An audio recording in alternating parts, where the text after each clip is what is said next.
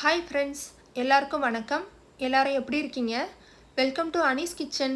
இன்றைக்கி முருங்கைக்கீரை சாம்பார் எப்படி சமைக்கிறதுன்னு பார்க்கலாம். ஈஸியாக சீக்கிரமாக சமைச்சிடலாம். அதுக்கு தேவையான பொருள் என்னன்னு பார்ப்போம். 100 கிராம் துவரம்பருப்பு கழுவி நான் குக்கரில் சேர்த்துருக்கேன். 2 சின்ன சைஸ் தக்காளி, 2 பச்சை மிளகா, 7-8 பல் பூண்டு உரித்து வச்சுக்கோங்க.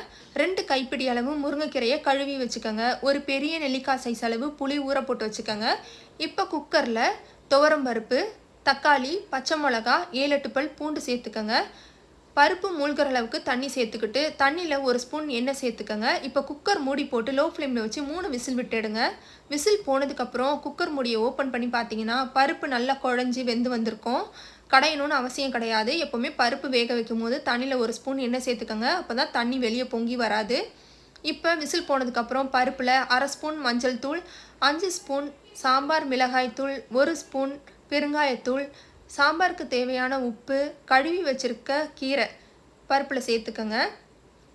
முருங்கைக்கீரைக்கு பதில் நீங்கள் எந்த கீரை வேணாலும் சேர்த்துக்கலாம். இப்போ ஊற போட்டிருக்க புளியை பருப்பில் கரைச்சி ஊற்றிக்கோங்க. இப்போ குக்கர் மூடி போட்டு 1 விசில் விட்டு எடுத்திங்கன்னா கீரையும் வெந்துடும், சாம்பார் ரெடி ஆயிரும். சாம்பாரை இப்போ தாளிச்சிக்கலாம். ஒரு கடாயில் 2 ஸ்பூன் எண்ணெய் ஊற்றிக்கோங்க. எண்ணெய் காஞ்சதும் லோ ஃப்ளேமில் வச்சு 1 ஸ்பூன் கடுகு சேர்த்துக்கோங்க. கடுகு பொரிஞ்சதும் 1 ஸ்பூன் சீரகம் சேர்த்துக்கோங்க. 1 காஞ்ச மிளகா கிள்ளி போட்டுக்கோங்க. ஒரு சின்ன சைஸ் வெங்காயம் கட் பண்ணி சேர்த்துக்கோங்க. கொஞ்சம் கருவேப்பிலை சேர்த்துக்கோங்க. லோ ஃப்ளேமில் வச்சு வெங்காயத்தை வதக்கி விடுங்க. பச்சை மிளகா, சாம்பார் மிளகாய்த்தூள், காஞ்ச மிளகா உங்கள் காரத்துக்கு ஏற்ற மாதிரி சேர்த்துக்கோங்க. வெங்காயத்தை லோ ஃப்ளேமில் வச்சு வதக்கி விடுங்க. வெங்காயம் வதங்கினோன்னு சாம்பாரில் சேர்த்துக்கலாம். இப்போ முருங்கைக்கீரை சாம்பார் ரெடி ஆயிடுச்சு. இந்த முருங்கைக்கீரை சாம்பார் சமைச்சு பாருங்கள், டேஸ்ட்டும் நல்லாயிருக்கும்.